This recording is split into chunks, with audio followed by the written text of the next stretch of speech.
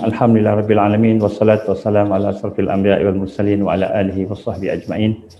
Assalamualaikum warahmatullahi wabarakatuh kepada sekalian tuan-tuan, puan-puan, sidang hadirin, sidang yang melihat dari mana-mana lah, insya-Allah. Alhamdulillah, kita bersyukur pada Allah pada hari ini, pada kali ini kita berpeluang untuk bersama-sama dengan MDN, Majlis Dakwah Negara, dan alhamdulillah bersama-sama kita panel-panel yang akan saya perkenalkan sekejap lagi. Sebelum itu saya ingin sama-sama mengajak kita melihat kepada beberapa perkara yang penting sebagai mukadimahnya, iaitu kalau dulu kita ada hikayat Singapura dilanggar todak, kemudian datanglah budak kecil untuk memberikan pandangan-pandangan untuk macam mana nak melawan, akhirnya todak dapat dikalahkan. Dan hari ini kita bermula dengan hikayat yang baru di negara kita ini, di mana kita dilanggar oleh COVID-19, dan bermula daripada 3 kes, 2 di Sabah, 1 di Selangor, dan kemudian selepas itu pada 16 Mac 2020 Yang Amat Berhormat Perdana Menteri telah mengumumkan Perintah Kawalan Pergerakan yang pertama pada masa itu, dan sejak daripada bermulanya PKP itu, maka keadaan negara kita menjadi semakin menakutkan.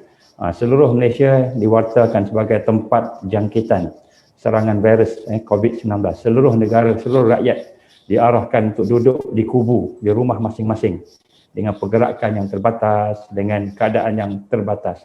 Maka bermulalah daripada tahun itu, daripada bulan Mac itu, ciri-ciri ketakutan demi ketakutan yang kita dengar di sana sini, rakyat Malaysia yang sebelum ini tidak pernah berada dalam keadaan yang serius seperti itu.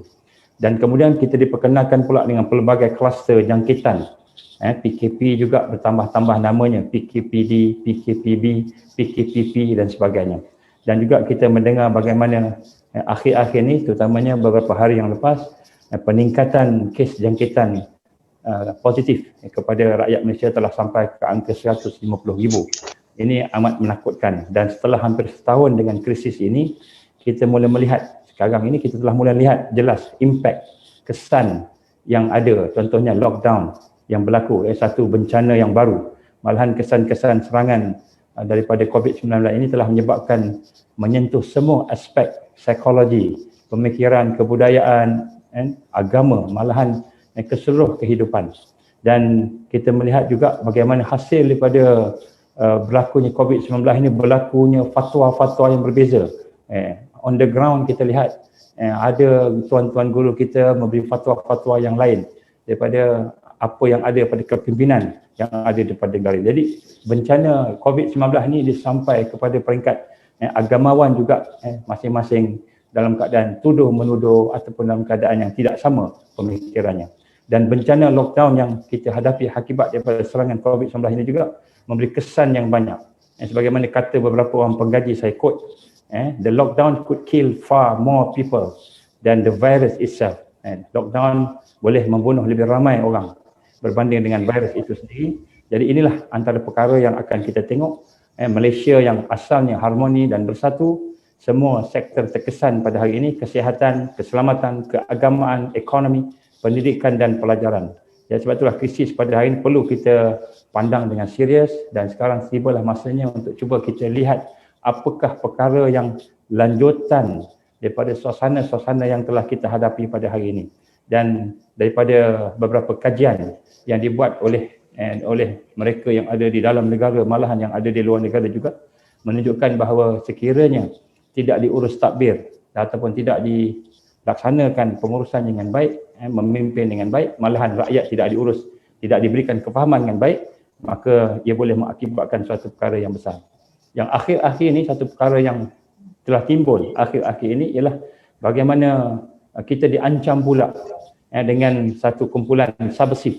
Mungkin perkara ini tak semua dengar, tapi saya cuba nak lontarkan di sini sebagai mukadimah.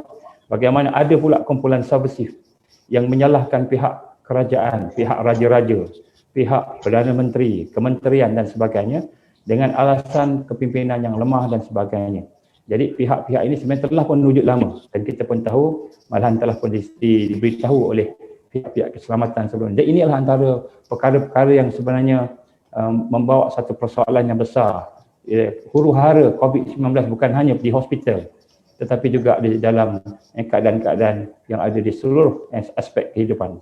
Dan di sinilah kita melihat ada pula musuh-musuh menangguk di air yang keruh untuk menjadikan Malaysia yang tercinta ini sebagai sebuah negara republik pula, dengan dikata tak patut ada raja, tak patut ada kita kata darurat dan sebagainya. Dan ini semua adalah perkara-perkara yang timbul, dan insya-Allah dan kita bersyukur kepada Allah SWT dengan inisiatif daripada Majlis Dakwah Negara MDN yang di bawah pimpinan oleh Profesor Emeritus Datuk Dr. Muhammad Zudi Haji Abdul Majid, dan juga jawatan kuasanya telah membawa satu dialog negara, dan mudah-mudahan dialog kita pada hari ini akan dapat menyelesaikan sebahagian daripada pemikiran-pemikiran yang celaru yang ada pada masyarakat hari ini. Dan alhamdulillah kita dapati bahawa dialog ini sedang diperhatikan rakyat kita, mudah-mudahan insya-Allah akan dapat berkembang.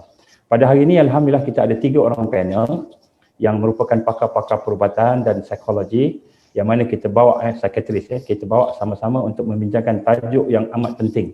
Sebenarnya tajuk ini amat penting. Bila saya fikir-fikir balik, tajuk ini cukup penting, iaitu serangan COVID-19, apa lagi yang boleh kita lakukan.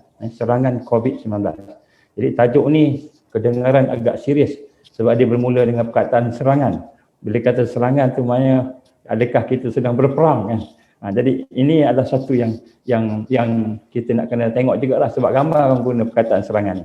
Malahan disebut juga oleh billionaire Bill Gates, pada tahun 2015 dia menggambarkan pada tahun-tahun mendatang akan berlaku serangan biological weapon, biological terrorism. Jadi benda yang telah disebut sebelum ni lah. Jadi adakah kita sedang diserang? Yang ini forum lain lah. Tentang keselamatan ni kita panggil Panglima Angkatan Tentera, kita panggil Ketua Polis Negara, kita bincang tentang aspek perang pula. Tapi pada hari ini insya-Allah kita akan fokus serangan COVID-19 ini dari sudut impak kepada pemikiran, kepada keharmonian negara, aspek-aspek perubatan dan keselamatan serta kesihatan rakyat dan negara insya-Allah.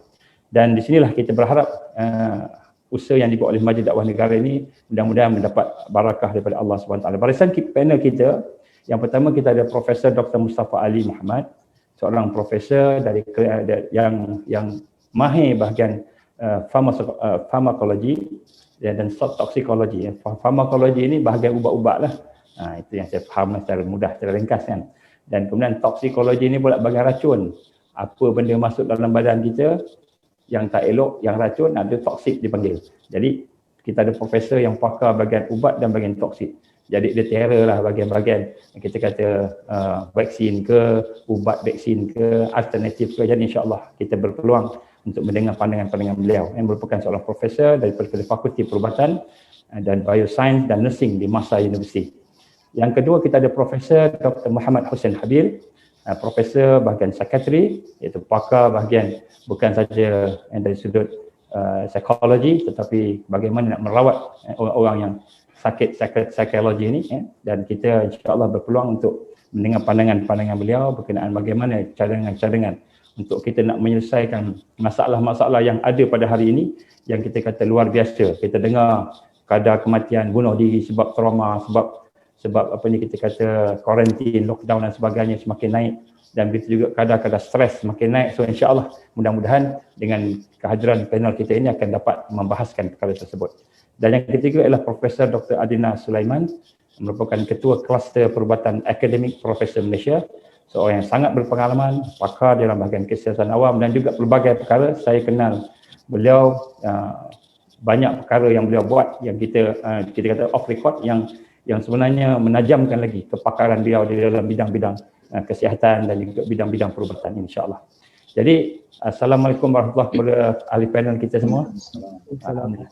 Jadi insya-Allah pertama saya minta maaf lah sekiranya apa yang saya cuba nak sama-sama buat pada hari ini ada kelemahan. Saya ni pun sebenarnya macam bidang terjun aja insya-Allah. Baik, yang pertama sekali kita mohon untuk Profesor Mustafa berkenaan dengan berkenaan dengan sedang krisis yang sudah mula kronik ini. Jadi kita lihat bagaimana perkara yang berlaku di hadapan kita ni, kita dah lebih kurang sekitar setahun. Jadi ada macam-macam teori, macam-macam perkara berlaku di hadapan kita. Kalau kita dengar video dekat YouTube tu, macam-macam cerita.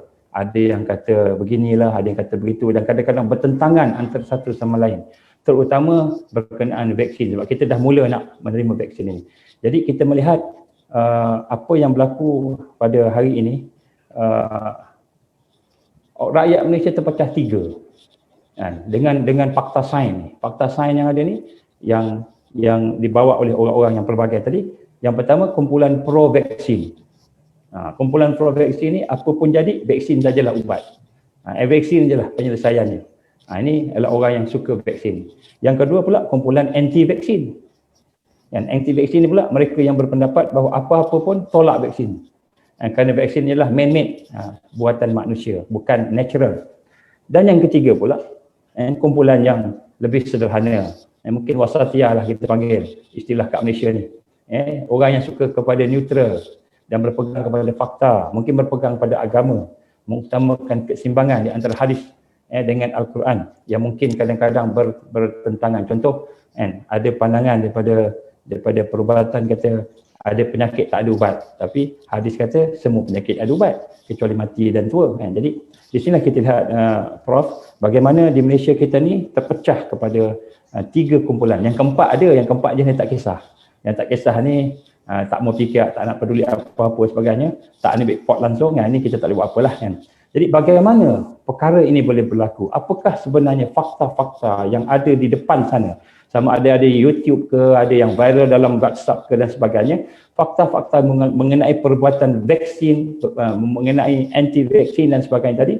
Fakta sains yang menyebabkan berlaku sampai berpecah ni dan sampai peringkat label-label ni menyebabkan bergaduh bermasa muka. Jadi bolehkah Prof tolong ceritakan kepada kita secara generalnya bagaimana perkara-perkara tentang vaksin, ambil vaksin, tak nak vaksin ataupun faktor yang COVID-19 ni macam mana vaksin dia ataupun vaksin sebelum macam mana. Jadi kita minta Prof jelaskan supaya kumpulan 1, 2, 3 ni dapat berfikir dan mudah-mudahan dapat berlapang dada antara satu sama lain. Terus silakan Prof. Okey, terima kasih Dr. Nazman. Assalamualaikum warahmatullahi wabarakatuh. Okey, kita mulakan dengan untuk kita kenal COVID dulu. What is COVID sebenarnya? COVID-19 ni merupakan sejenis serangan ataupun jangkitan virus dan kita banyak tahu mengenai COVID ni daripada media, daripada macam-macam. Dan masyarakat sekarang mungkin dah lali dah dengan apakah sebenarnya COVID. Tapi kita tak tahu sama ada apa yang dalam pengetahuan mereka tu sebenarnya betul ke penerangan atau kefahaman dia tentang COVID tu. Dan ada banyak yang percaya bahawa COVID ini satu benda yang amat berbahaya. Macam satu benda yang kalau kena mati. Itu ada juga. Dan ada juga yang tak percaya langsung. So sebenarnya COVID ini adalah sejenis virus yang sama dengan flu ataupun sesama yang biasa menjangkit kita semuanya. Cuma COVID ini disebabkan oleh satu virus yang baru dan apabila dia menjangkiti sesuatu golongan yang tertentu, akibatnya agak teruk. Okey. Kalau dia menjangkiti golongan-golongan yang kuat, yang muda, yang tidak berpenyakit sebenarnya, hampir 99% semuanya recover, selamat dan juga boleh berfungsi seperti biasa. Tapi ada setengah golongan yang mungkin berpenyakit ataupun berumur dan sistem imunnya tidak kuat. Mereka-mereka ini akan mengalami berbagai masalah. Jadi itulah di mana masalah timbul. Selain daripada itu tidak ada banyak masalah kecuali jangkitannya memang merebak lah. Virus ni akan merebak walaupun macam mana kita nak kawal pun kalau kita silap sikit dia akan merebak. Okey. So itu kita dah faham. Sekarang ini apakah masalah kita? Masalah kita sekarang virus ini sedang merebak dan kita di Malaysia sekarang siapa yang ada virus dikuarantin dan dikawal. Dan kebanyakannya yang belum ada penyakit juga dikuarantin dan dimasukkan ke hospital dan sebagainya.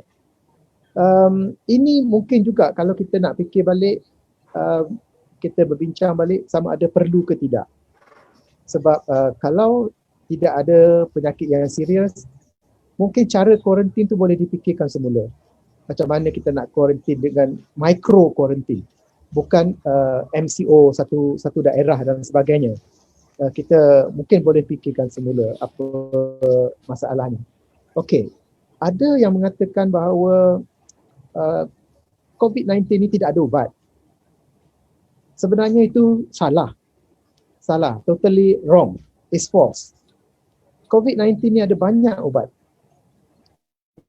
Banyak, cuma tidak diketengahkan lagi dan ada yang dalam kajian, ada yang dibuktikan tapi tidak diketengahkan secara saintifik dengan rasminya.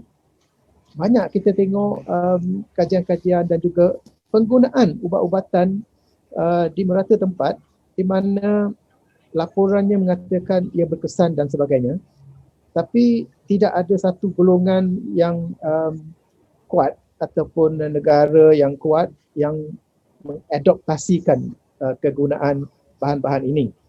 Okey, kita ambil Malaysia. Malaysia, kita tahu kita adalah sebuah negara yang kaya dengan pelbagai penggunaan perubatan. Kita ada ubatan moden, kita ada ubatan klasik, ubatan tradisional, kita ada juga macam-macam lah, kita ada semua. Kita ada acuan sendiri sebenarnya. Dan banyak ubat-ubat yang diamalkan oleh golongan-golongan yang bukan doctors secara rasminya, secara tradisional, secara klasikal, secara herbal dan sebagainya. Banyak di antaranya boleh kita ketengahkan. Cuma tidak diketengahkan. Tak tahu kenapa, mungkin ada sekatan dan sebagainya. Dan di samping itu, ada juga ubat-ubat perubatan moden yang telah pun diutarakan, disenaraikan sebagai berkesan dengan laporan-laporan yang agak jelas. So semuanya ini kita perlu tengok, sebab kita sekarang ni, ini pandangan saya nampak dalam Malaysia ni kita hanya menunggu vaksin itu saja. Tidak ada lain. Kalau kita masukkan seseorang ke hospital, kebanyakannya tidak ada apa-apa ubat. Banyak yang keluar mengatakan dia hanya dapat perhatian sahaja, tidak ada diberikan ubat-ubat sebab katanya tak ada ubat yang berkesan dan sebagainya. So approach ini mungkin kita boleh fikirkan bersama, gabungkan tenaga-tenaga pengamal tu, seperti even hydroxychloroquine, laporannya meragui, ada kata ia berfungsi, ada kata tidak dan sebagainya, dan kita tengok satu penerbitan daripada Lancet telah ditarik balik dan tidak ada data dibenarkan untuk dilihat oleh siapa-siapa pun akibat daripada ini. Ini bermakna kita dah mencurigai apa yang telah dikeluarkan. Mungkin ada some force behind yang mengawal semua ni.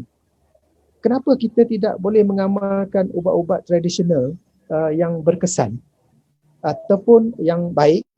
Sebab kalau kita tengok dari segi asasnya, COVID ini memerlukan sistem imun yang kuat. The best remedy, the best prevention or prophylactic is a strong immune system. Sistem imun yang kuat. Dan kita ada banyak cara untuk kuatkan imun untuk kita nak mengatasi. Tapi di antara cara-cara yang kita boleh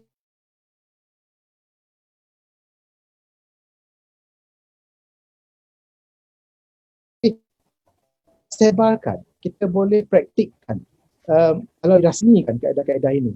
Dan ada juga ubat yang tinggi, dos yang tinggi vitamin.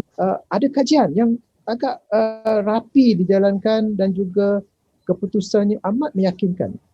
Saya memang yakin sebab saya banyak tengok hasil-hasil kajian ubat-ubatan ni, dan saya yakin ubat di antaranya macam ivermectin memang tidak ada masalah langsung untuk digunakan pada saya, sebab ivermectin adalah selamat dan dia telah digunakan kepada berjuta-juta manusia dah. Tidak ada seorang pun lagi yang mati akibat ivermectin. Dan oleh kerana dia selamat, dia tidak memudaratkan, risikonya amat kecil kalau kita banding dengan risiko benda-benda lain yang kita belum tahu contohnya. So itulah di antara pengenalan kepada keadaan vaksin. Okey. Lepas itu kita nak masuk pula kepada vaksin sebenarnya. Masalah kita dengar banyak masyarakat ni ada yang takut vaksin, ada yang pro vaksin dan sebagainya. Saya nak bagi tahu awal-awal dan bagi pihak kedua lagi panel tu pun, kami bukan anti vaksin. Kami bukan menghalang penggunaan vaksin, malahan kami adalah guru dalam universiti dan kami mengajar mengenai vaksin. Kami promote vaksin. Saya hampir semua pelajar perubatan tu yang saya ajar tidak pernah sebut jangan guna vaksin. So vaksin ini satu yang paling penting dalam keadaan macam ini. Dan juga kerajaan telah mengambil langkah yang bijak dengan menggunakan vaksin sebab menggunakan vaksin adalah lebih berkesan dan lebih murah. So tidak ada masalah. Vaksin adalah sesuatu yang paling baik digunakan jika ia didapati sesuai. Dan juga paling murah. Sebab bila kita dah dapat vaksin, kita tak ada downtime dah, tak ada kena penyakit lagi, tak ada masuk ward lagi. Dan ini menjimatkan dan juga less downtime dan ekonomi boleh pulih dengan mudahnya. Okey, so itu vaksin. Dan vaksin ini memang bagus. Okey, dan saya juga ingin menceritakan bahawa proses mengeluar vaksin memang tedious ataupun rumit dan memerlukan banyak kajian sebab vaksin ini bukan macam ubat biasa. Bukan macam Panadol di mana kita ambil lepas 4 jam, Panadol tu dah hilang daripada badan kita. Vaksin ini akan masuk pada badan kita dan membuat sesuatu, mengubah sesuatu dalam badan kita. Jadi maksud saya ialah vaksin ini bertindak secara jangka panjang mungkin mengubah badan kita ni sepanjang hayat. Itu bergantung pada vaksin lah. Okey. Dan apa yang biasanya terjadi ialah vaksin ini secara klasikal, secara tradisi dibuat dengan menggunakan virus yang telah lemah ataupun yang tak aktif. Dan dia masukkan dalam badan, badan kita akan bertindak mengeluarkan setengah antibody dan sebagainya. Tapi sekarang ini, kebelakangan ini kita dapati ada juga vaksin yang menggunakan teknologi baru. Dipanggil teknologi mRNA dan sebagainya. Dan vaksin ini dilakukan dengan cepat. Itu cukup bagus. Itu menunjukkan kemajuan teknologi sudah dapat menjana vaksin dengan cepat dan juga dengan baik. Okey. Satu masalah yang timbul ialah badan kita berteknologi sama.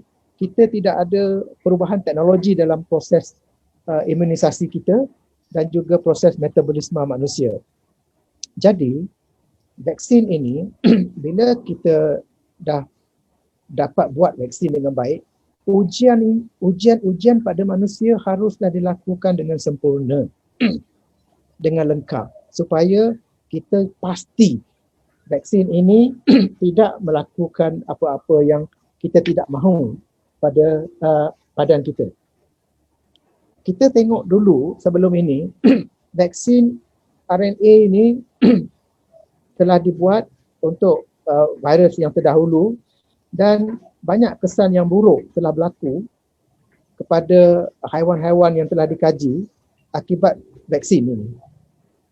Kita tengok yang lepas-lepas tu memang ada haiwan yang mati pun selepas ini sebab dia ada autoimmune reaction.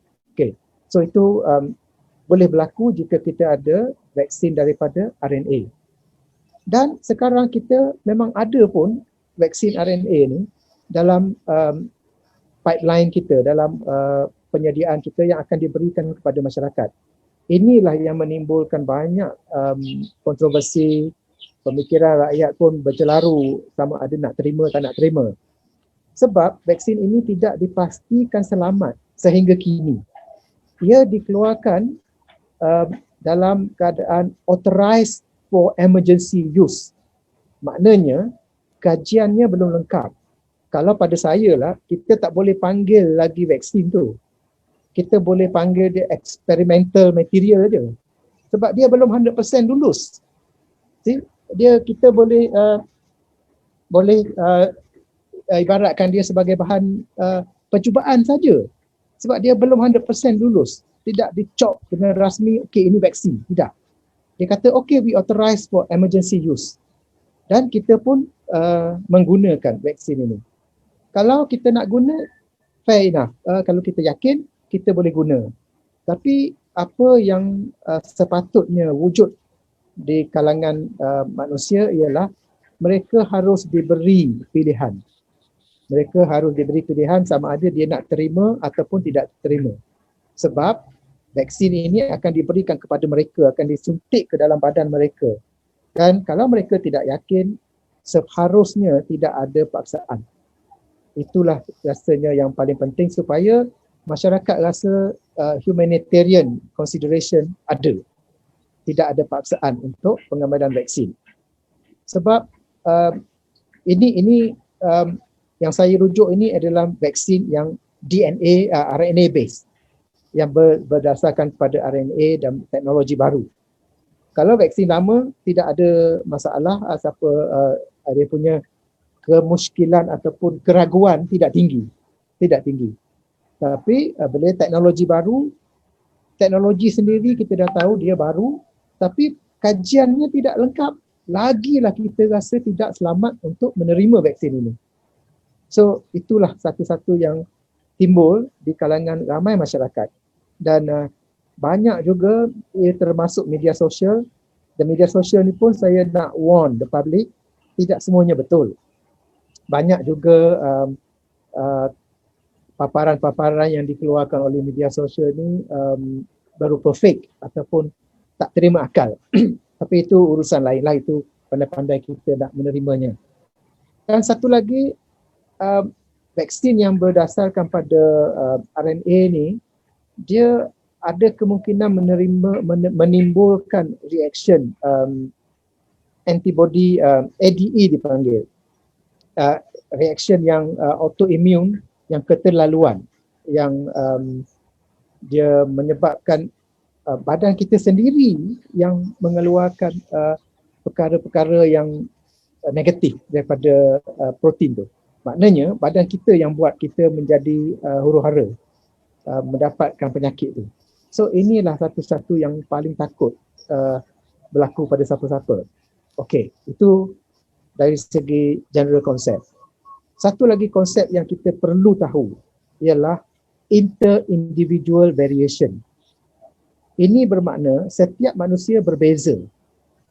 Mungkin kalau dalam 100 orang, 80 tu hampir sama, tapi ada 10 berbeza. Ada 10 belah belakang dia positif, yang negatif lagi 10 belah belakang. So dia kalau kita buat graf macam bell shape, majority comply, tapi ada juga yang tak comply. Manusia memang macam tu. Contohnya kalau kita ambil kopi, ada orang minum kopi, dia tak boleh tidur sampai 2 hari. Tapi ada orang minum kopi, dia boleh tidur. Tak ada apa-apa. So itu dipanggil inter-individual variation. Kita ada juga inter-ethnic variation.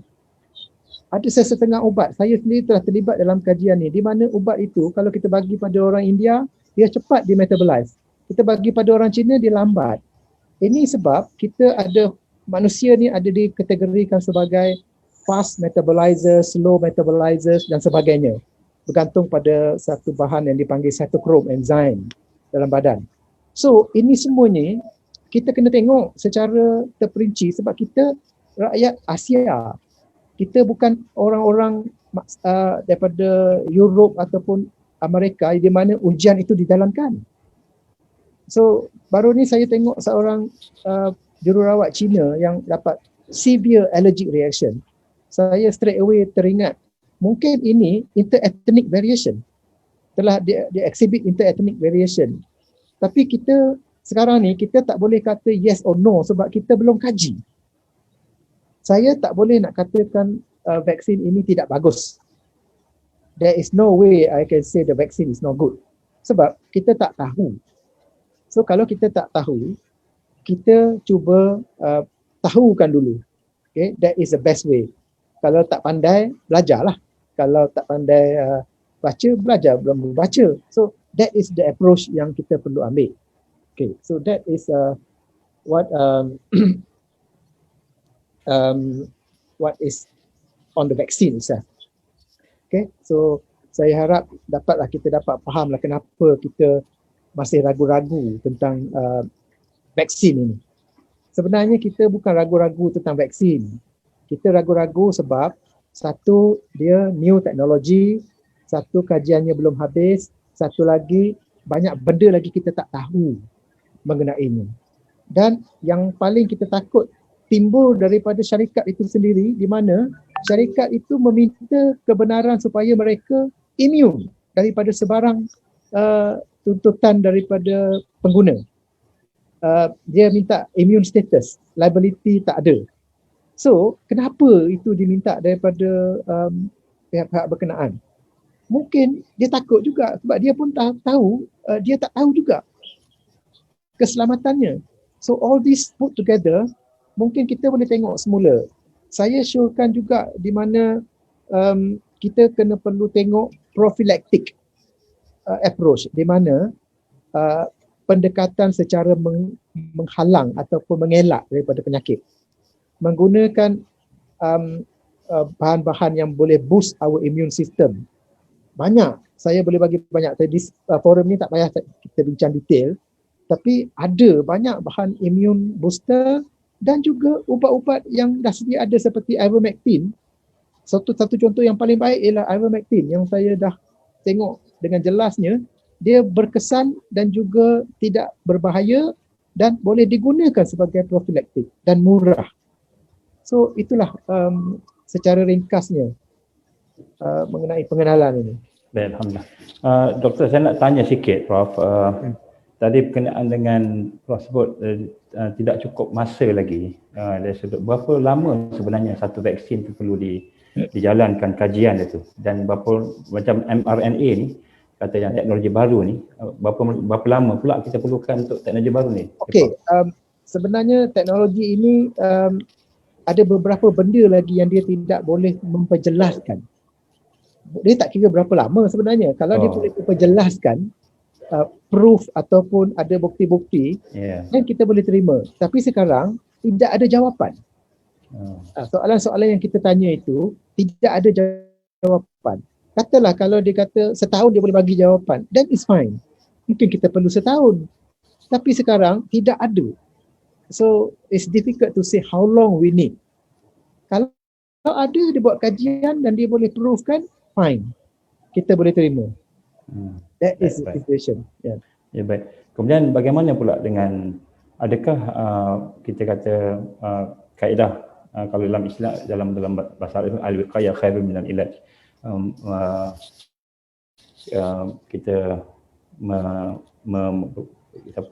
wiqayah ni kita preventif lebih baik daripada merawat. Okay. Jadi dalam hal ini, doktor, contohnya Prof, macam sekarang dalam keadaan pandemik yang dah meluas dengan keadaan macam-macam yang berlaku sekarang ni, di sudut kita kata positive case yang banyak, macam mana dengan contohnya orang-orang yang terdedah kepada vaksin ni, contohnya frontliner ataupun contohnya orang yang terpaksa berdepan dengan bisnes yang melibatkan COVID ini, adakah ubat-ubat tadi itu boleh membantu untuk menghalang mereka ataupun bagaimana, Prof? Okey, dia macam inilah ceritanya.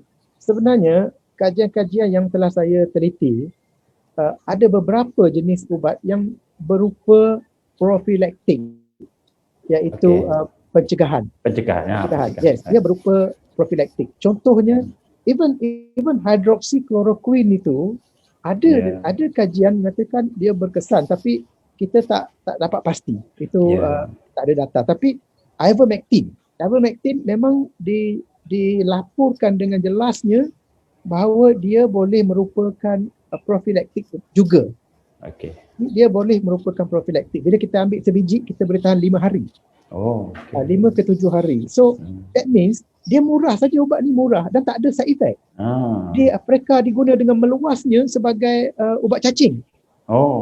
Yes, tak ada seorang lagi mati akibat ivermectin dalam Ubat dunia. cacing lah ni Prof ya? Ubat cacing Yes. maknanya. Bukan. Jangan pergi beli ubat Bukan cacing. ubat cacing. No. This is Okay. ivermectin. Tapi Ivermectin, baik. dia untuk cacing lah. Okey, baik. It's not ubat cacing lah, Dettol Okay. gitu ke apa. Okay. No. Okey. Baik. So, jangan ambil ubat cacing biasa ni. Okey, baik. Ubat ini tak ada di Malaysia. Jangan carilah, tak ada lagi. Ada lagi. Baik. Ada untuk haiwan aja. Baik. Jadi maknanya secara ringkasnya saya boleh simpulkan ke sini, maknanya ada option, ada pilihan untuk kita menyelamatkan frontliner kita ataupun nak menyelamatkan mangsa-mangsa yang kita kata kemungkinan besar akan kita kata highly risk, orang yang mungkin mendapat COVID dengan mudah dengan ivermectin, dengan pencegahan-pencegahan yang ada itulah selain daripada vaksin. Jadi maknanya Okey, sekarang ni kita dalam keadaan cemas. Ya, baik. Dalam keadaan cemas. Kita ada choice. Okey. Kita ada ubat, kita ada juga alternatif macam secara Islam, habatus saudah, dengan madu lebah semua telah dibuat pun di Arab, kajian di Madinah. Ya. Dan telah pun dikeluarkan dalam research yang berupa jurnal yang diterima. Okey. So benda-benda ni tidak ada risiko, tapi chances atau kemungkinan dia berkesan ada. Okay. So apa salahnya kalau benda-benda ini digunakan? Kerana dia tidak ada risiko dan dia boleh memberi kesan positif. Selain kita nak guna vaksin. Betul. Vaksin ni satu kita kena tunggu lama, satu lagi risikonya amat tinggi. Dan kita kena bayar mahal. Semuanya ini kita kena fikir. Di Malaysia kita ada banyak alternatif. Kita ada pengamal-pengamal ubat tradisional. Mereka ada banyak cara untuk boost up immune system. So itu satu cara prophylactic lah. Kita tidak lupa pada ke hospital ni. Itu rawatan macam kalau dah teruk kita kena ada respirator lah, apa semua tu. ICU, that one no deny. Definitely perlu. Tapi untuk menyimpan patient yang hanya dites positif, kita nak masukkan ke dalam ward, itu membebankan frontliners. Kan? Kalau ada prophylactic lebih baik.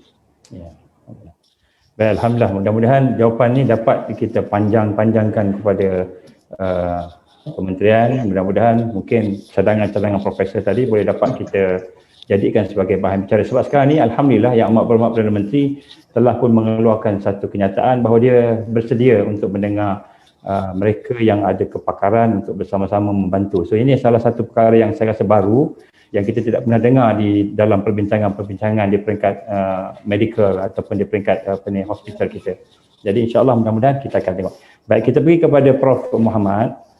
Prof, kita sedang berhadapan dengan krisis yang mulai kronik ni sebab saya dengar macam laporan daripada sinar contohnya kematian meningkat, orang bunuh diri, dan kita bimbang pula mungkin sampai kepada social disorder pula, gangguan-gangguan sosial. Kemudian jadi kali ini kita melihat makin lama makin teruk.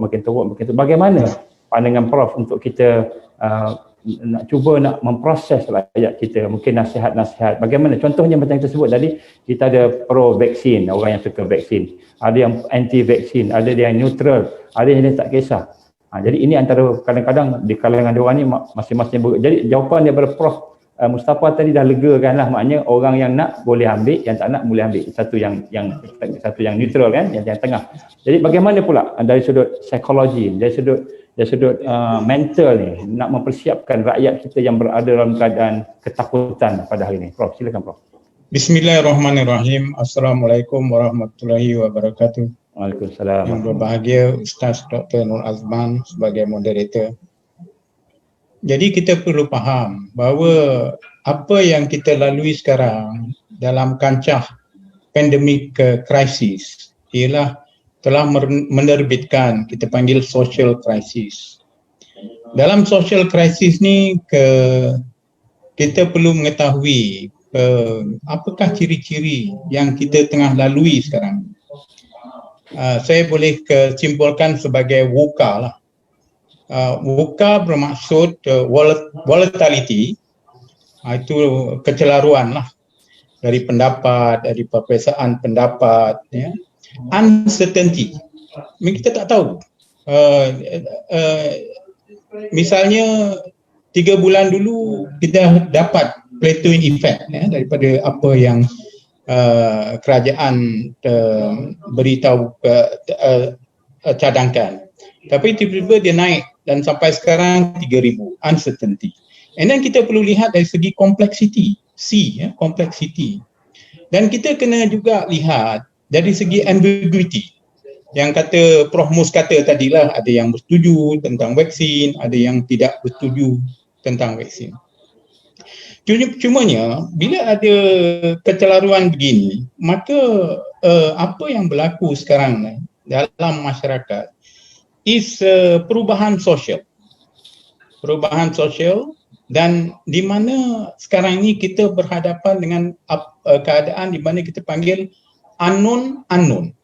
Kita tak tahu apa sebenarnya yang akan berlaku, dan akhirnya apa yang terbaik untuk strategi kita dalam menangani masalah demikian. Jadi seolah-olah kita membuka banyak ruang untuk perbalahan, untuk perbezaan pendapat dan sebagainya. Jadi apa yang berlaku sekarang ni ialah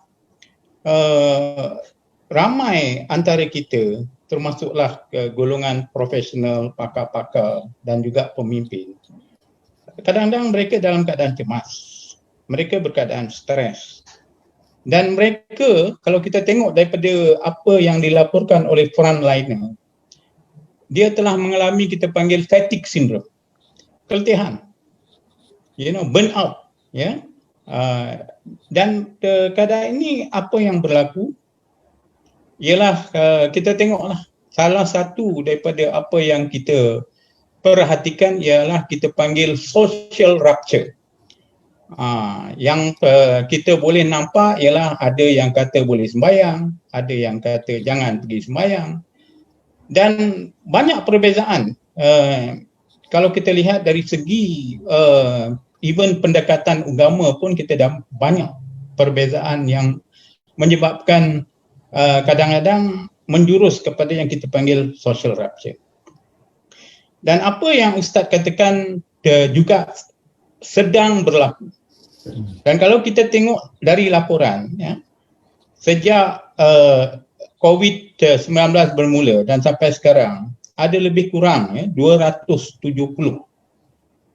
Ada disebabkan oleh kemurungan, disebabkan oleh hilang pekerjaan, hilang perniagaan, sumber perniagaan dan sebagainya. Jadi kalau kita lihat pula jumlah kematian disebabkan oleh COVID mungkin dalam lebih kurang 600 lebih. Tapi kita perlu ingat mereka yang bunuh diri ni, ia merupakan satu stigma, dan kalau dilaporkan misalnya 270, mungkin kita boleh kali 3. Sebab yang tak dilaporkan selalunya mungkin dalam gandaan 3. Jadi kita dapatilah bahawa keadaan ini sedang berlaku. Kalau kita lihatlah dari segi uncertainty dan ambiguity, tadi Prof Mustafa telah berbincang tentang perbezaan pendapat. Sebenarnya perbezaan pendapat ni pun kita dapati berlaku di kalangan para doktor. Sebab itu misalnya dari segi isu MCO, sebenarnya ada 2 pendapat yang berbeza. Tengok mana yang kita nak tengok. Satunya ialah apa yang dipanggil oleh Great Barrington Declaration. Kalau kita lihat daripada Great Barrington Declaration, apa yang dicadangkan ialah jangan ada MCO. Supaya mereka biarkanlah mereka bebas supaya virus itu akan menjakiti ramai dari kita. Cuma kita nak buat apa yang kita lakukan ialah kita bagi special protection untuk mereka yang berisiko tinggi. Dan kalau kita tengok mereka yang berisiko tinggi ni adalah golongan tua, golongan yang ada kencing manis, darah tinggi dan juga penyakit-penyakit yang mengurangkan immunity. Jadi pendekatan ini mengikut hipotesis mereka ialah akan membenihkan, kita panggil herd immunity. Di mana bila ramai sudah dijangkiti, maka secara lumrahnya, maka secara semula jadi dia akan memberhentikan pandemik ni tadi. Itu pendapat Great Barrington. Pada 14 Oktober 2020, Lancet Journal melabelkan bahawa Great Barrington ni adalah satu kepalsuan, satu mitos dan paling bahaya. So, dia keluarkan pula yang dipanggil Memorandum John Snow. John Snow ni adalah epidemiologis pada tahun 1850. Ya.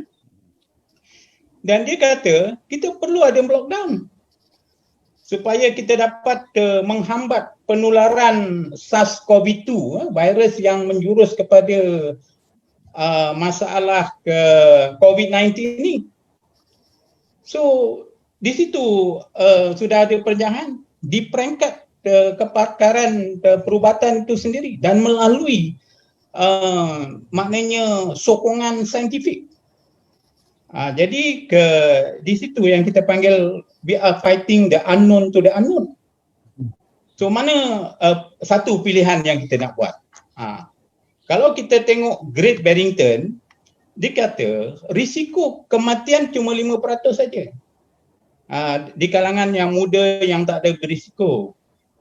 Risiko kematian 80% adalah daripada mereka yang golongan 45 dan 64 yang ada masalah kesihatan yang lain. Jadi John Snow pula, kalau kita ikut kaedah John Snow, dia kata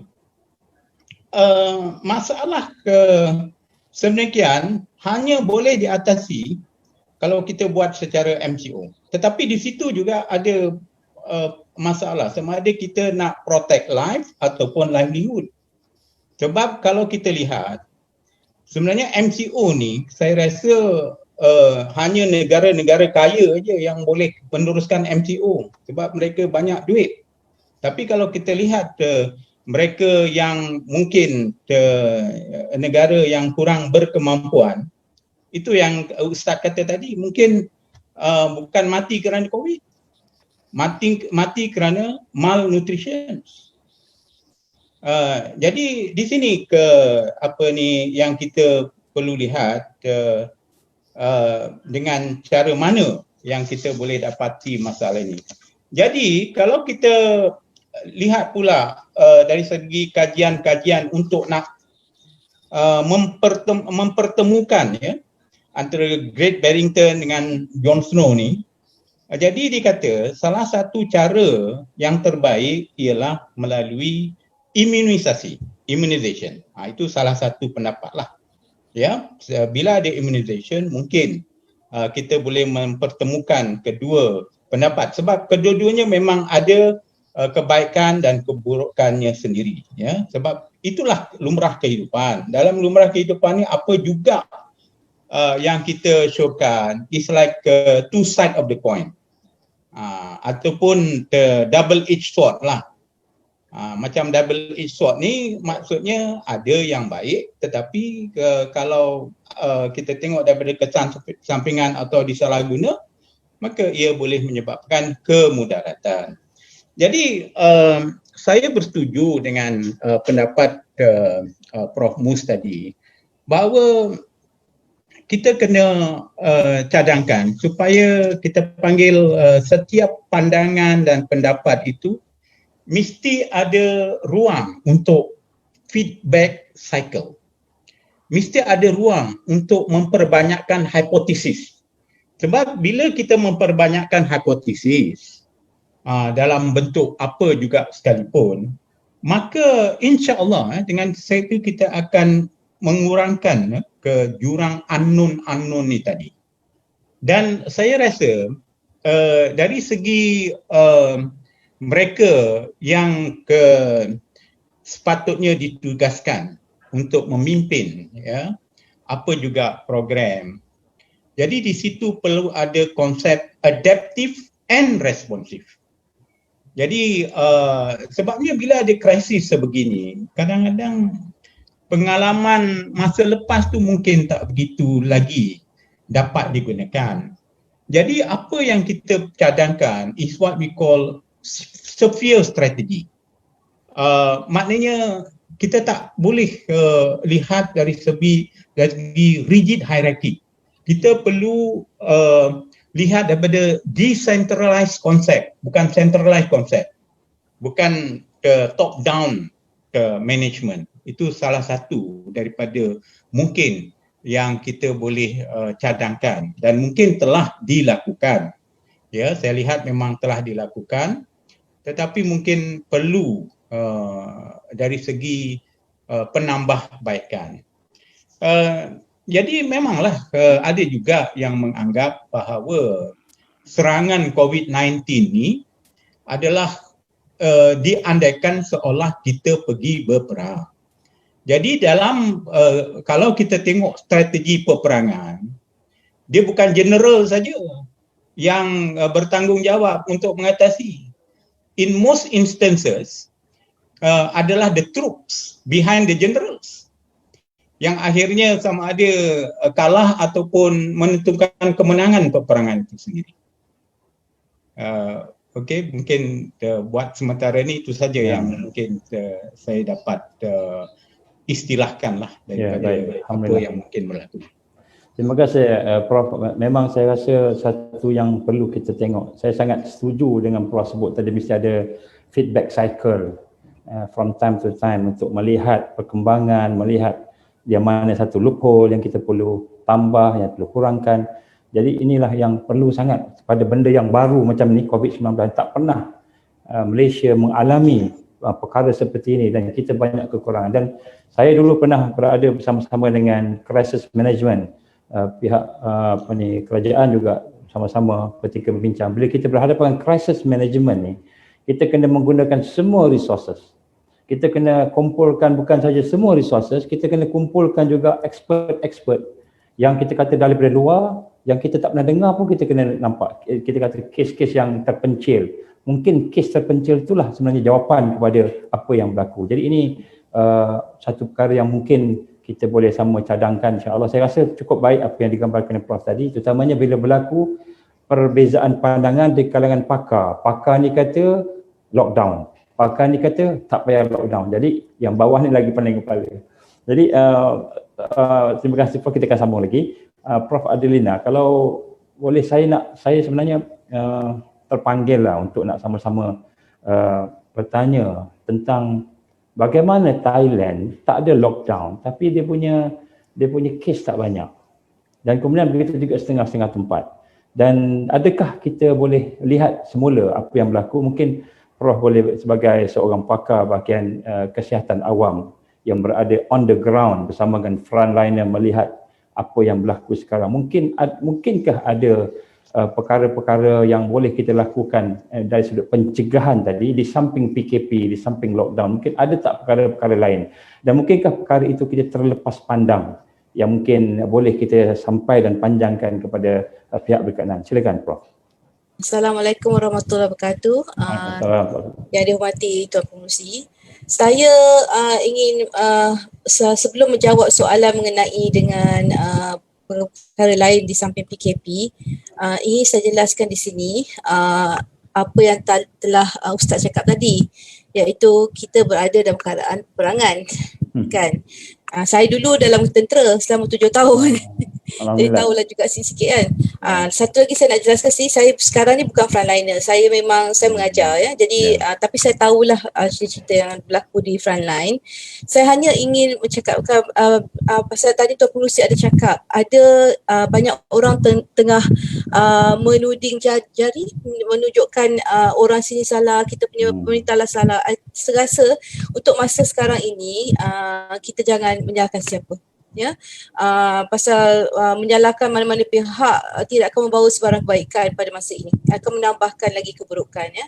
Jadi saya ingin bercakap kat sini kan, dalam masa begini kita tengok balik kepada surah Al-Nisa ayat 51, firman Allah Subhanahu Wa Taala berkata, wahai orang beriman, taatilah pada Allah dan taatilah Rasul dan ulil amri, iaitu pemerintah dalam kalangan kamu.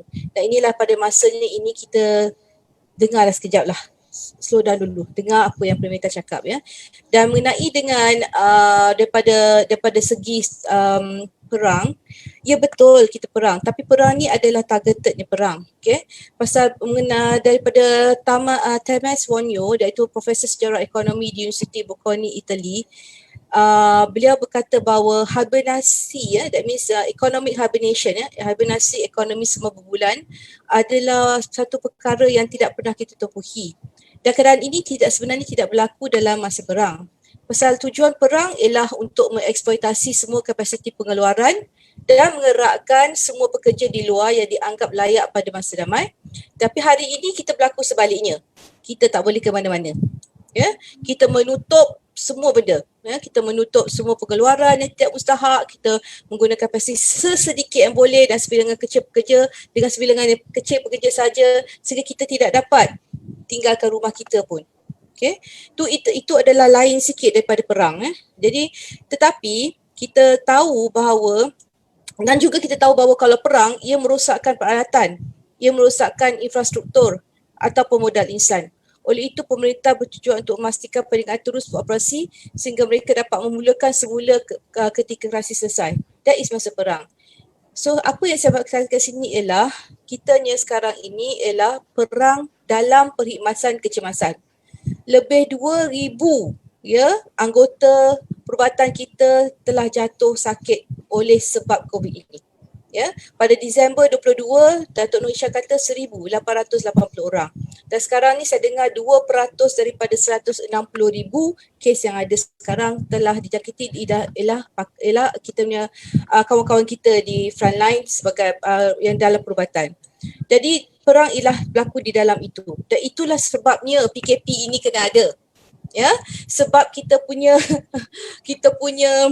tahap kita tangani daripada segi rawatan tu dah sampai ke tahap yang amat cemas, ya. Jadi kita pasal doktor pun dengan nurse semua sakit, ya, semua sedang jatuh sakit sebab dan juga pada masa yang sama ICU dan ventilator sedang digunakan dan kita takut kita tak cukup, ya. Dan kita lain pada Thailand, saya rasakan orang kita tidak ada social responsibility, tanggungjawab sosial tu kurang. Dia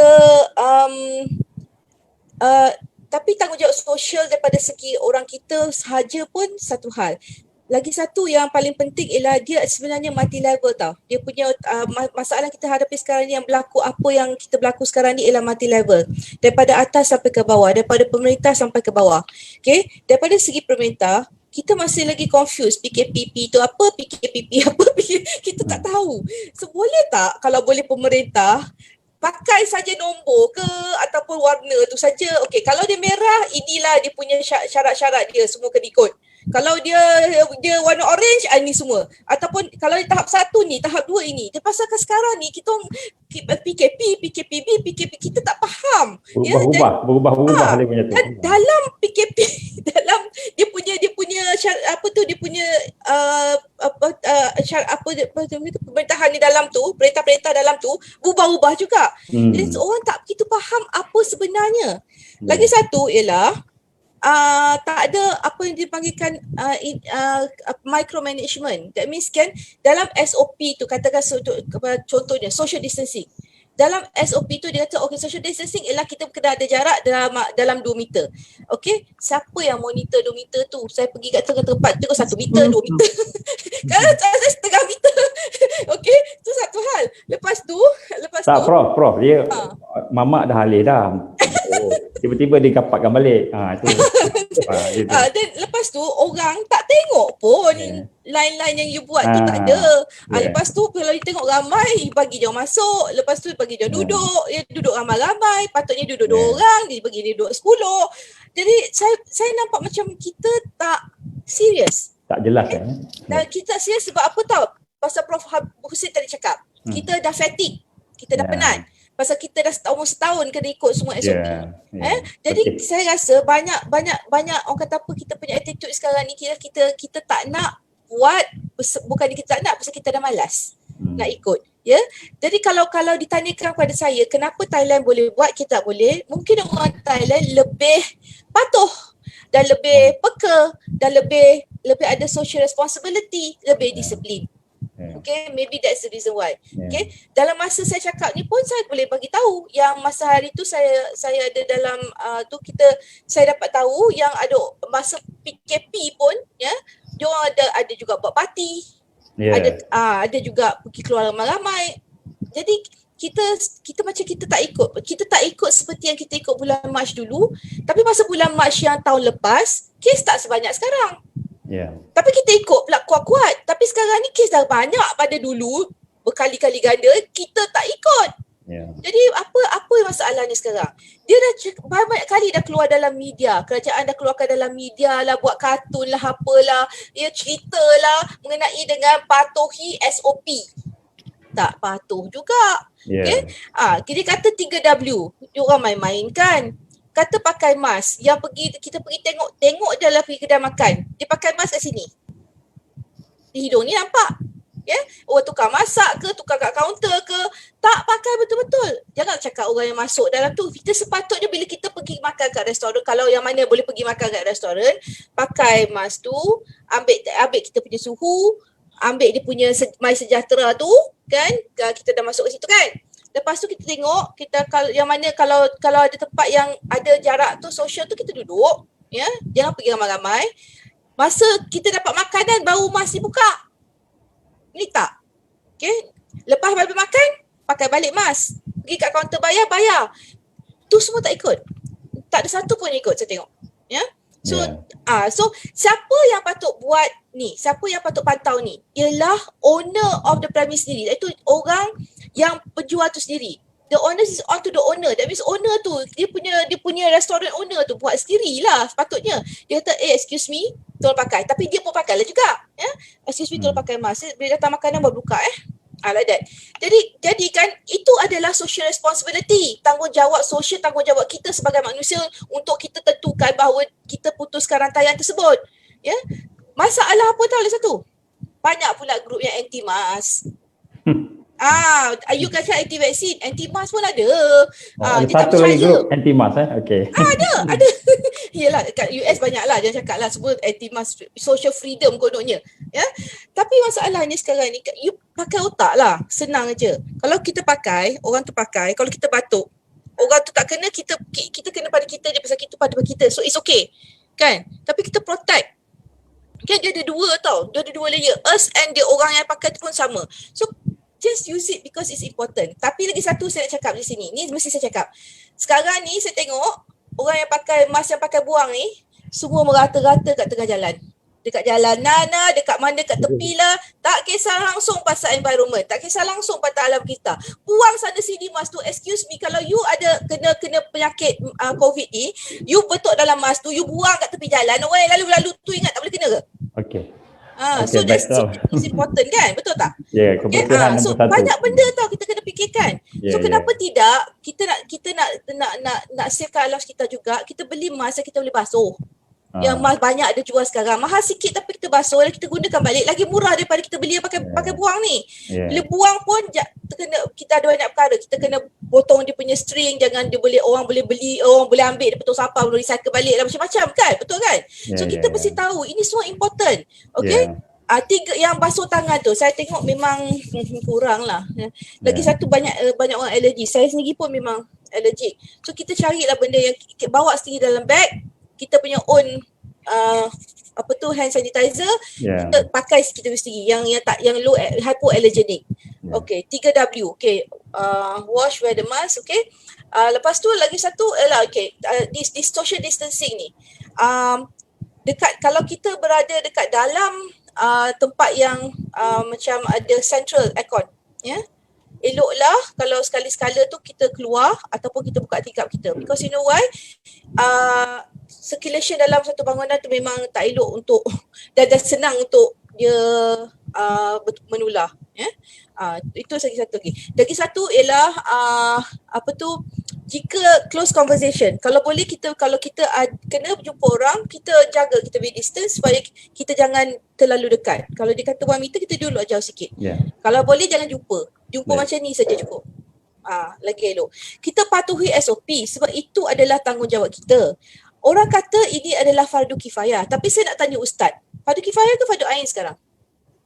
Kalau dia beri kesan yang wajib, mudarat tu jadi fardu ain lah. Sebab dia bergantung kepada sejauh mana kesan bahaya tu kan. Betul. Jadi kalau kita dalam keadaan sekarang ni, dia menjadi fardu ain. Nah, jadi kalau dah jadi fardu ain, kenapa kita degil sangat tak boleh nak ikut? Itu yang saya nak tanya tu. Jadi kita, kalau unjaran saya ialah untuk setiap ketua keluarga untuk jaga keluarga dia sendiri. Okay. Kalau dia kata keluar 2 orang saja, keluarlah je 2 orang. Okay. Kalau dia kata jangan keluar, kalau boleh jangan keluar, jangan bawa anak keluar, jangan bawa. Hari tu masa kita keluar sekejap daripada PKP dengan anak semua bawa berjalan ke dalam kawasan yang tertutup air condition, berlari sana sini, tak pakai mask. Ya, jadi kita, kalau Ustaz tanya saya, kenapa kita jadi teruk? Sebab tu, kita pergi, bila kita boleh cross border, dah semua keluar berjalan. Tak ada satu, dah keluar berjalan tu dia tak fikir pasal SOP. Pasal kita pergi bersia-sia tu tak fikir pasal SOP. Dekatlah apalah pergi, tak kisah. Dan okey, kalau kita pergi kat tempat yang tak ikut SOP, kita boleh tegur. Kita tak, excuse me, boleh tak you all pakai mask? Kita boleh tegur owner tu, kita boleh cakap dengan tu, why can't you wear the mask? Pasal tu ada tanggungjawab kita. Pasal kita adalah orang Islam, kita bertanggungjawab untuk bagi tahu apa yang kita rasa salah untuk kita berhentikan babak ni. Baik. Tu pada pandangan saya lah Ustaz. Terima kasih Prof Adlinah. Prof Mustafa, saya confused. Daripada apa yang digambarkan tadi oleh Prof Muhammad tadi, dia kata Barrington Declaration, kata Barrington Declaration tadi, dan kita kena bergaul, bercampur, tak ada lockdown kan. Daripada kata yang satu pula kata kena lockdown kan, jadi itu satu benda. Jadi terus semua tadi. So macam mana yang pada pandangan Prof Mustafa dari sudut PKP tadi tu, bagaimana sebenarnya, sebab daripada apa yang saya bacakan satu kenyataan daripada KKM menyatakan bahawa 80% kes positif tidak ada simptom, asymptomatic. Jadi tidak ada gejala, tidak ada sakit, tak ada demam, tak ada selsema. Jadi kalau kita nak tengok orang yang tak ada demam, tak ada selsema, tak ada simptom, tak ada gejala ni, macam mana kita nak tahu dia tu patut dikurung ataupun tidak patut dikurung kan? Dia tidak ada gejala. Itu satu. Jadi sebab tu macam mana kaedahnya? Ini satu yang confuse kepada kalangan kita. Jadi sebab tu saya nampak bila kita tak nampak orang mati, contohnya di Thailand, saya sebenarnya masa Covid ni pun saya ada ke Thailand, ni rahsia lah. Tapi nak sudut kat sini, saya pergi, adalah dia punya SOP-nya, quarantine sebagainya, tapi nak sebut sini, saya tengok kat Thailand ni, dia macam kita biasa, tak ada apa dia panggil, tak ada jarak-jarak, tak ada, dia pakai mask ni masa nak masuk 7-Eleven je dia pakai. Itu pun ada yang pakai, ada tak pakai. Tapi kita tengok kan, tidak adalah yang bagaimana digambarkan tentang ada orang matilah, sekadar naik dan sebagainya. Jadi ini satu persoalan yang saya nak minta, sebab tadi Prof ada sebut tentang perawatan, al-wiqayah, pencegahan. Prof ada sebut tentang ubat. Prof ada sebut tentang bagaimana fakta-fakta yang menunjukkan bahawa mungkin targeted PKP ataupun micro management PKP. Mungkin Prof boleh tolong boleh uraikan sikit insyaAllah. Okay, sebenarnya itulah yang kita nak cuba terapkan sebenarnya sekarang ni. Sebab PKP yang kita tengok sekarang ni boleh meruntuhkan ekonomi. It's too much affecting the business, community dan juga ekonomi lah. So kita tengok aktiviti tidak boleh berlaku because pergerakan apa semua tu banyak orang tak tahu dan juga lalai dan tak ambil perhatian. Okay. Sebenarnya kalau kita tengok positif pesakit positif yang telah dimasuki oleh virus dan bila dia sihat dan sebagainya, sebenarnya kita tak tahu berapa puluh persen yang macam itu dalam masyarakat. Dan kemungkinan ia adalah satu benda yang sihat. Macam kita ada flu virus lah. It is just like that. Ada orang dapat teruk, ada yang kena sesama sikit, bersin 2 kali habis. Makan vitamin C banyak-banyak. So these are what can be contained in a society. Okay. Berdasarkan pada itu, saya jelaskan tadi kalau boleh kita increase our immune system. Boost up our immune system. That will to a certain amount, a certain percentage, lower down the numbers. Dia keadaan macam ini akan jadi herd immunity dalam jangka panjang. This is how herd immunity can be acting on the population. Okay. Lepas itu pula, satu lagi, bila kita dah ada positif, kita patutnya bila ada yang positif yang betul-betul acting serious, that person must be 100% control. Bukan suruh dia satu kampung. No. Kampung dia tak kena lagi sebenarnya. Orang itu je. So, mesti keluarga dia akan dikawal dengan 100% ketat.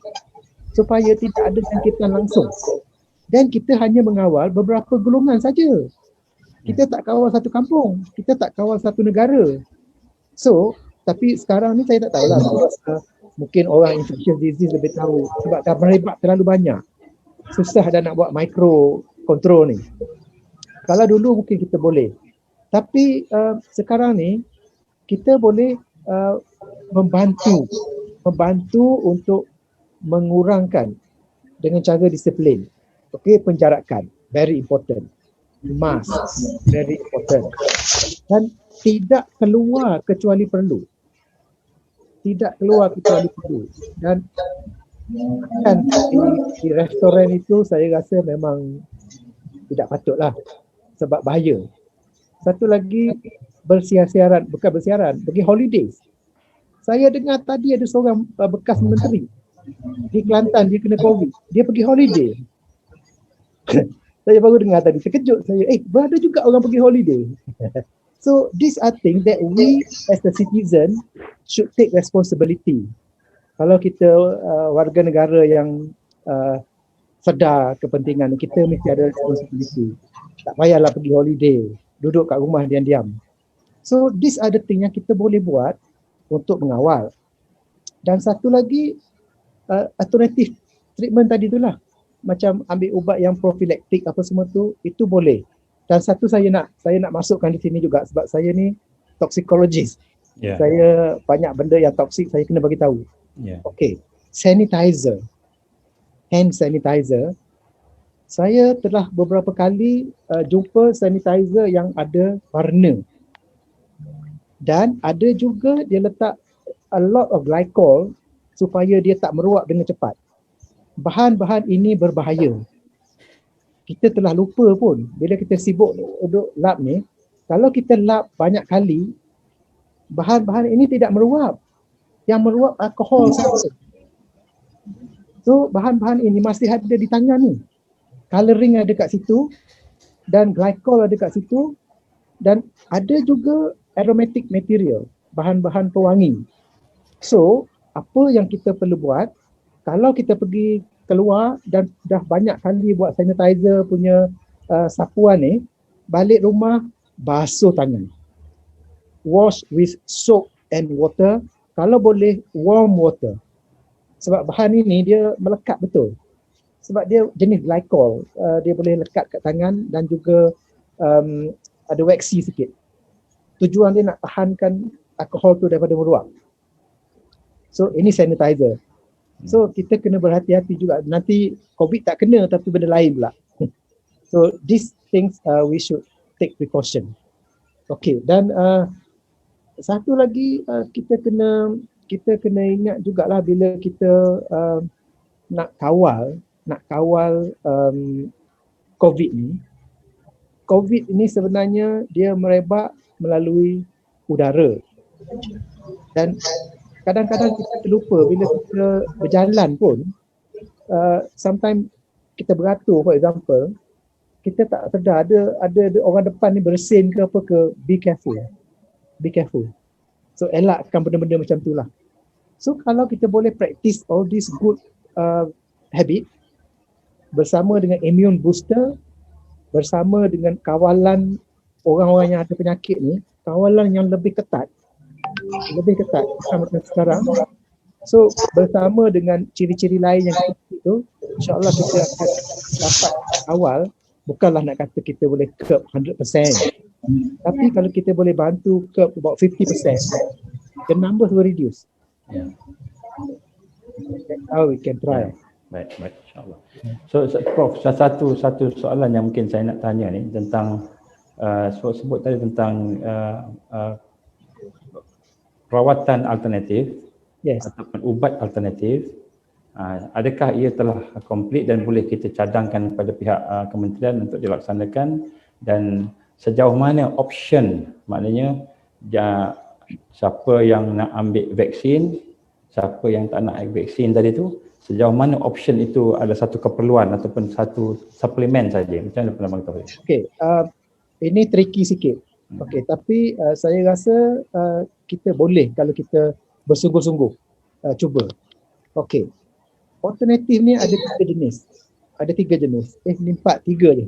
Okay, ada tiga jenis. Okay, satu yang purely prophylactic. Okay, prophylactic ni kita boleh makan immune booster, kita boleh makan macam habatus sauda apa semua tu. As long as semua ini dipastikan safe, selamat, tidak ada apa-apa kemudaratan. So kenapa kita perlu halang? Dan kenapa kita tak galakkan? Kalau kita mampu. Satu, there is nothing to worry. Kita makan semacam kita makan nasi je. Jangan berlebihan lah, itu tak boleh lah. Kalau berlebih ambil habatus sauda 1 kilo sehari, definitely kita cari nahas lah. So kalau kita ambil dengan kadar yang betul, vitamin C, vitamin D, banyak dibuktikan dalam hospital pun. Saya tengok 2-3 hari lepas ada report dah, dia try vitamin C. So all this tak salah pun dan tidak ada kemudaratan. Kenapa kita tak cuba? Why are we not doing this? There's nothing to lose and a lot to gain. Okay. Tak ada kerajaan bagi sound kat kita ke, bagi tahu kita amalkan benda ni ke apa, tak ada. Quiet, tunggu vaksin aja. This is very very poor lah. Poor management. Okay. Lepas itu kita ada juga selain pada benda ni, kita ada juga ubat-ubatan. Macam saya cerita tadi lah, ivermectin lah, apa-apa semua tu. So ini pun boleh, tapi ini kita jangan sewenang-wenang guna. Sebab ivermectin ini kita tak boleh simply ambil itu je, jangan. Tapi ada choice. Kita government boleh look into this. Government boleh tengok macam mana nak laksanakan. Mungkin ada protokol tertentu, private clinic boleh tolong, nama perubatan lain boleh tolong. Cari cara lah. Don't sit still and then wait. Okay, so that is another alternative. Dan selain daripada itu, banyak lagi lah, macam-macam lagi. Kita macam kita ambil complete minerals, elemen apa semua tu. Ini bukan cure. Ini untuk boost up immune. Ada juga saya tengok di India, dia pakai steam. Steam ni kalau kita tengok ada logiknya, tapi tidak bolehlah berpanjangan. Jangan buat banyak hari-hari semua tu, nanti tak bagus. Tapi kalau untuk setakat prophylactic sekali-sekali, that is very good. Saya tak tahulah, di China dia kata memang semua orang buat macam tu, but I cannot prove it. I don't know. But by logic, it can work to a certain extent. Okay? Bukanlah kes yang dalam ICU ada. Ini secara prophylactic. Banyak lagi cara lain. Banyak lagi. Government has to look into this and advise the public what can be done, which one cannot be done, siapa yang boleh buat, identify properly. I think kita ramai di Malaysia ni, kita pun maju. Dan kita ada acuan sendiri, kita ada alternatif. Whereas dekat luar sana, dekat Amerika tak ada. Yeah. Batu Saudah dia orang tak kenal pun. But we have. Why don't we use it? Yeah. These are things that we can try and we can promote. Yeah. Murah pula tu. Yeah. Okay, so these are things yang saya rasa kita boleh tengok.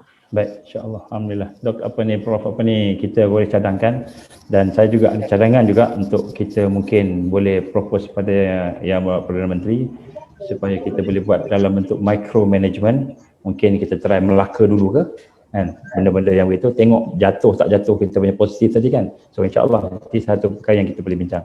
Mungkin dalam masa 5 minit ataupun 10 minit, Prof Muhammad, boleh tak Prof cadangkan kepada kita untuk bagaimana nak menghadapi suasana ni dalam konteks mental kita pada rakyat, pada kerajaan, kepada pemimpin-pemimpin, supaya semuanya harmoni. Rakyat tak buruk sangka dengan pemimpin, pemimpin pun tak buruk sangka dengan rakyat, masing-masing harmoni dalam keadaan stres yang sedang memuncak sekarang. Ya, Prof. Sebenarnya kalau kita lihat dari segi pengendalian krisis, mungkin apa yang kita boleh cadangkan ialah macam mana kita nak reduce the harm. Jadi harm reduction lah kalau kita ambil istilah dari segi pengendalian penagihan dadah, kita panggil harm reduction. Yeah. Jadi ada berbagai cara yang kita boleh lakukan. Sebenarnya kita perlu lihatlah adakah state agency lain yang mungkin boleh membantu, terutamanya dari segi pengendalian masalah psikologi dan juga psikiatri. Sebenarnya ini kita sudah lakukan even di peringkat nasional dan telah mendapat pengiktirafan di peringkat dunia, di mana kita mengendali ketika itu rebakan HIV di kalangan penagih dadah yang tidak dapat diatasi secara konvensional. Apa yang kita cadangkan ialah program yang kita panggil psycho-spiritual intervention di dalam masjid. Jadi kita sebenarnya mempunyai 6,500 masjid di seluruh negara. Yeah. Jadi dan kita dah buat kajian bahawa jika dilakukan secara teratur dan secara menggemblengkan unsur perubatan, psikososial, counselling, psikoterapi, maka dia sebenarnya dapat menambah baik dari segi accessibility untuk mereka yang bermasalah datang mendapatkan rawatan. Tetapi kena ada 3 unsur tadilah dalam masjid tu. Ada unsur memberi ubat, ada unsur psikoterapi, counselling, dan juga ada unsur memberi yang kita panggil Islamic spiritual intervention ataupun brief religious intervention. Jadi semasa krisis sebenarnya ramai kita lihat bila seseorang itu mengalami krisis, dia akan balik kepada agama lebih mudah pada mereka yang tak ada mengalami krisis. Apa juga jenis krisis, tak kira apatah lagi pandemik. Jadi sebenarnya kalau kita dapat memperkembangkan yang kita panggil spiritual enhancement therapy melalui masjid-masjid ni tadi, insya-Allah maka tak perlulah sampai pesakit ni sampai terpaksa pergi kepada pakar psikiatri, sebab pakar psikiatri pun tak ramai. Itu yang mungkin kita boleh menerapkanlah unsur preventif dan juga unsur rawatan dalam mengendali ke mereka yang bermasalah ini. Tapi Prof, masalah COVID ni ada juga mengaitkan dengan perceraian, masalah rumah tangga dan sebagainya tau. Ya, betul. Prof, macam mana nak buat spiritual enhancement tadi sedangkan masjid kita lockdown? Jadi tak apalah yang lockdown tu, sebab saya dengar ini dari segi perintah bukan saja pegawai tetapi perintah sultan. Jadi itu kita boleh ikut, tak perlu. Tapi kita mungkin kita ada macam sesi rawatan di masjid. Ya. Dan ini tak perlu Jumaat pun, tak perlu hari-hari tertentu. Jadi di mana mereka yang bermasalah ni, dengan sama ada masalah dengan kewangan, masalah dengan sakit, masalah dengan bantuan keuangan tu, dia boleh pergi ke masjid dan mendapat bantuan. Tak perlu semua datang sekaligus. Mungkin kita boleh bagi misalnya maksimum 3 orang, 5 orang untuk mendapat counselling secara psikospiritual. Yang saya lakukan dulu dengan perawatan metadon ni tadi ialah dia mendapat sokongan daripada JAKIM, Dr. Surip, ya, dia bantu kita, daripada MAIS, daripada JAIS. Jadi apa yang kita lakukan, kita latih, ya, kita panggil Tok Sia, Tok Imam, dan juga ahli jawatan kuasa masjid, ya, kita latih cara mana untuk nak mengenal pasti mereka yang bermasalah, cara mana rawatan asas secara kaunseling, dan di situ kita terapkan takwa rating scale. Kita cuba sebenarnya kita dapat bantuan daripada Dr. Ustaz Roslan daripada Akademi Islam Universiti Melaya. Ini semua dibuat dalam dan cadangan dibuat di Universiti Melaya. Kita gunakan Masjid Ar-Rahman sebagai tempat percubaan social experimentation kita. Dan alhamdulillah kita dapat tunjukkan keberkesanan, ya, cara yang mudah, cara yang murah, dan cara yang sebenarnya boleh dilakukan dengan memberi, maknanya kita panggil empowerment kepada ahli karya, dan juga even Tok Siap dan ustaz-ustaz yang berminat lah untuk melakukan perkara tersebut. Saya rasa memang ramai ustaz berminat sebab ustaz-ustaz pun dah tak boleh beri ceramah ni. Semua kena PKP kan. Kemudian saya rasa di sinilah peranan NGO seperti Majlis Dakwah Negara, mungkin seperti NGO Islam yang lain, ya, yang ada, kita boleh bersama-sama untuk nak membantu. Kita ada lagi simpan project paper dan juga perkara-perkara yang mungkin boleh diguna pakai lagi lah untuk nak memperkembang. Itu yang saya katakan tadi, cuba kita capitalize 6,500 masjid untuk nak mengendali semua krisis ni tadilah, termasuk masalah yang saya katakan rumah tangga, perceraian, dera dan sebagainya. Even apa ni sekarang ni, contohnya apabila 150,000 pelajar tahfiz yang tidak boleh pergi tahfiz balik kat rumah. Jadi kita pasti banyak terlibat dengan kes-kes sampai peringkat kes yang kita tak boleh nak fikir lah, kes rogol, kes liwat, macam-macam. Padahal mereka ni semua adalah pendedahan pada tahfiz bila dah keadaan stres kan. Jadi insyaAllah mudah-mudahan paper-paper itu dapat kita kembangkan besok, yang kita bawa lah insyaAllah kepada Perdana Menteri, mudah-mudahan menjadi sebagai advisory. Prof Adelina, mungkin dalam masa 5-10 minit, kita masa agak terhad, boleh tak Prof ceritakan sedikit apakah itu compliant fatigue syndrome dan kemudian bagaimana cara kita nak cuba cadangkan supaya dilaksanakan penyelesaiannya? Sila Prof. Saya rasa tadi telah diceritakan oleh Prof Hussein tadi, Muhammad Hussein. Jadi ia adalah pasal orang dah penat ikut PKP ni, SOP semua. Jadi diorang semua dah malas dah. So jadi diorang dah leka lah. Jadi sebenarnya saya nak jadi cara mengatasi simple saja. Dan kita ambil respons tanggungjawab sebagai seorang individu dulu. Jadi daripada segi individu, kita jaga keluarga kita dulu. Jadi kita, kalau kita penat pun kita fikir, kita duduk rumah, kita jaga keluarga kita macam mana. Macam Prof Mustafa tadi cakap, kita makan makanan yang seimbang, kita ambil vitamin C, kita keluar dan make sure yang kita exercise dekat luar, kena matahari, jadi vitamin D kita pun akan meningkat. Okay, exercise jangan lupa ya, pasal senaman adalah penting untuk badan kita. Lepas tu kita make sure yang mental dalam keluarga kita pun okay. Prof Hussein cakap. Kalau kita tak okey, kita cari ustaz ke siapa ke yang boleh tolong ke kan, befrienders ke ya, kita cari.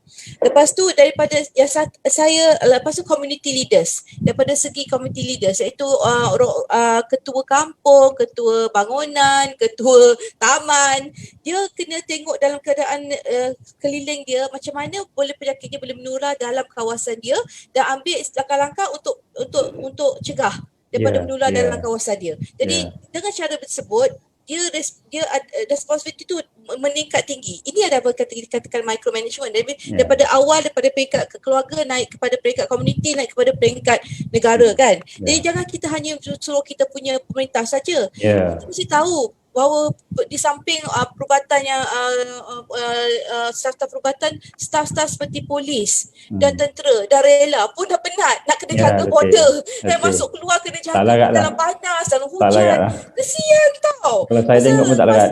Kita kena kesiankan orang. Jadi kalau kita tak tolong diri kita sendiri dulu, kita tak dapat nak tolong orang lain ni yang tengah cuba nak buat kerja orang. Dengan NGO yang pergi masa banjir ni semua expose. Jadi kita semua terpaksa fikirkan untuk kita sebagai manusia kita kena fikir pasal orang lain. Ya, itu ada tanggungjawab kita. Lepas tu lagi satu ialah yang tertinggal ni. Saya ada satu golongan yang tidak diadres sekarang ni, iaitu golongan kita punya pekerja asing dan daytime workers yang kerja daily wage earners. Jadi orang yang bekerja yang dapat bergaji tiap-tiap hari dengan orang yang freelancing, diorang ni semua dan banyak budak anak-anak muda pun yang baru dapat kerja kena buang kerja. Okey, yang ini tak ada masuk dalam kita punya package nak tolong orang ni. Jadi saya ada pernah dengar pun ada kes di mana orang asing dia pergi ambil cari ikan kat Lombok. Lepas tu kata kau dapat ikan share lah, kau tak dapat kita ambil lah kangkung kat tepi tu kita makan. It's that bad tau soal sekarang ni. Jadi kalau dah teruk sangat macam ni, apa kita perlu buat? Jadi kita kena get together sebagai satu community, kita datang sekali, kita adakan bantuan. Jadi orang ni semua, orang yang berkeliaran ni cari-cari makan ni, tu pun yang boleh menularkan penyakit. Jadi kita kena adakan satu sistem di mana kita boleh address isu macam ni. Basic makanan kena ada makan. Kalau tak ada makan tak boleh hidup. So kita kena adakan satu cara di mana kita boleh sampaikan bantuan makanan ni kepada mereka supaya mereka jangan berkeliaran mencari untuk dan they will spread the disease. Jadi kita inilah NGO satu, tapi NGO pun sekarang ni kekurangan kewangan. Okay, pasal orang yang donate pun kurang. Jadi macam kita buat satu sistem di mana kita boleh donate sikit-sikit lama-lama jadi bukit. Adakah ada cara kita boleh buat begitu? Tu kita kena fikirkan. Jadi saya nak cakap tu sajalah pasal kita golongan ni terlupa tau. Inilah yang boleh pergi menularkan penyakit tersebut. Baik, saya tak lupa golongan yang bekerja daripada luar negara ni yang datang ke sini kan. Memang sebenarnya masalah mereka ni sebenarnya lebih teruk, terutama yang kerja gaji dia based on daily. Bila dia tak boleh keluar tu memang dah tak boleh dah kan. InsyaAllah. Jadi mudah-mudahan perkara ini akan dapat disatukan dalam satu proposal nanti. Mungkin kita boleh gabungkan dengan MDM, boleh gabungkan dengan NGO yang lain. Kita buat satu proposal yang komprehensif. Kita boleh sampaikan kepada Yang Berhormat Perdana Menteri dan mungkin pada masa itu kita boleh cadangkanlah semua yang kita cakap tadi tu. Cumanya satu perkara yang mungkin menjadi kritikal juga sekarang ini ialah macam mana disebut oleh Prof Hussein tadi, kita ni dalam keadaan stres, dalam keadaan yang frontliner memang stres. Saya lalu kat jalan raya tu kadang-kadang kat roadblock tu polis nak tengok surat pun tak payah tengok jalan gitu. Tak larat nak tengok banyak sangat. Jadi nak sebut kat sini bila stres dan kemudian ada perkara-perkara negatif yang masuk di dalam pemikiran rakyat, maka sudah tentu dia akan menyebabkan berlaku satu rebel, satu pemberontakan, satu benda yang tak betul. Jadi sebab itulah saya menyeru kepada setiap yang ada, terutamanya mereka yang memimpin masyarakat dan juga NGO supaya sama-sama kita berperanan dalam keadaan susah. Saya teringat masa saya pergi ke Aceh pada satu ketika tsunami dulu, satu peringkat bila dah semua satu kampung kena, yang selamatlah. Mereka kita gabung sama-sama, buat makan sama-sama, jadi benda kita bekerjasama. Ya betul. Bila kerjasama alhamdulillah dapat satu yang baik.